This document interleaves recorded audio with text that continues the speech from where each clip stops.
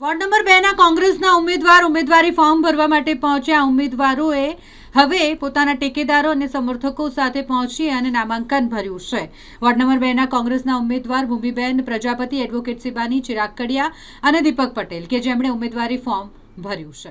જી ચોક્કસથી કોંગ્રેસ પાર્ટીના વડોદરાના શહેરના પ્રમુખ શ્રી ઋત્વિજ જોશી, ચંદ્રકાંતભાઈ શ્રીવાસ્તવ, અમિતભાઈ ચાવડા પ્રદેશ પ્રમુખ, એ લોકોએ મારી પર વિશ્વાસ રાખીને વોર્ડ નંબર 2નો મને ઉમેદવાર જાહેર કર્યો છે। અત્યારે હું મારું ઇલેક્શન ફોર્મ ભરીને આવ્યો છું। આ વોર્ડ નંબર 2ની અંદર રોડ રસ્તાનું હોય, કોરોનાનું હોય, વરસાદી પાણી ભરાયું હોય તો પૂરની પરિસ્થિતિમાં મેં ઘણા કામ કર્યા છે। છેલ્લા 25-30 વર્ષથી હું આ જ વિસ્તારમાં રહું છું। આ વિસ્તારના ઘરે ઘરે સોસાયટીએ લોકો મને ઓળખતા હોય છે।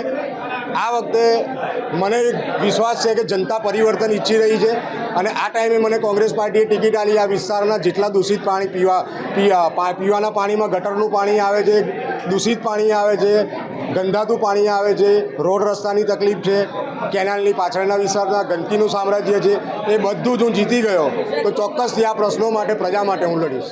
વોર્ડ નંબર 2ની અંદર દીપકભાઈ બાપુ કોંગ્રેસમાંથી ઉમેદવારી નોંધાવેલી છે જનરલ સીટ ઉપરથી। આગળ કેવી રણનીતિ રહેશે?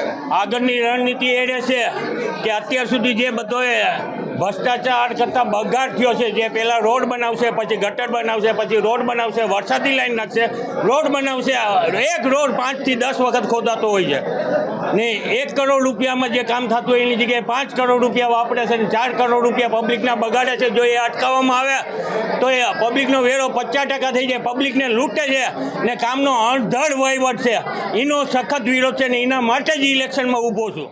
કોંગ્રેસનો ખૂબ ખૂબ આભાર માનું છું કે એ લોકોએ મને એક મોકો આપ્યો છે। એના માટે મારો જે સમાજ છે એના માટે હર હંમેશા હું ઊભી રહીશ। બીજી જે પ્રજા છે એને નાની મોટી જે પ્રોબ્લેમો આવે છે એના માટે હું ઊભી રહીશ ને હું કંઈ કરવા માગું છું જેનાથી આજે મને સારું એવું પ્રોત્સાહન મળ્યું છે। પ્રજાપતિ ભૂમિ। મારા કુળદેવી મારી માતાજીને, અંબે માને નમન કરું છું।